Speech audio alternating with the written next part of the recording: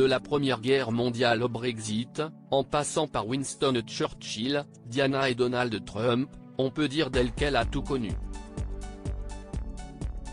Le 8 septembre 2022, la reine Elisabeth II est morte, à l'âge de 96 ans. Comme l'a confirmé le palais de Buckingham. La reine est morte paisiblement à Balmoral cet après-midi. Le roi et la reine consort resteront à Balmoral ce soir et retourneront à Londres demain, a-t-il indiqué dans un communiqué, une annonce accueillie par une énorme émotion au Royaume-Uni où Elisabeth II était très populaire. Rigueur, constance, dignité, dévouement.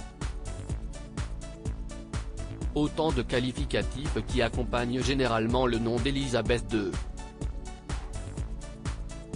Depuis qu'elle est montée sur le trône en 1952, la reine et son flegme légendaire ont offert à la monarchie anglaise un règne stable, à quelques remous familiaux près.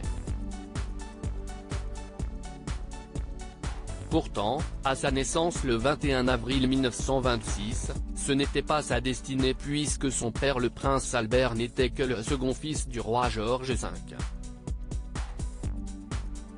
Son existence prend une toute autre tournure lorsque son oncle Edward VIII abdique en 1936 pour épouser Wallis Simpson, une américaine divorcée.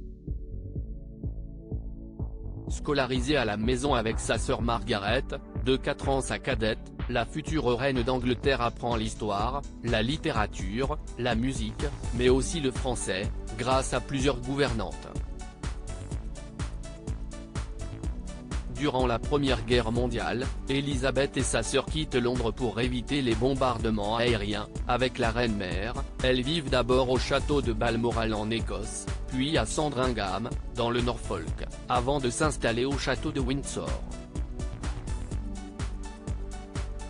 C'est anonymement, accompagnée de Margaret, qu'elle célèbre la fin du conflit dans les rues de Londres.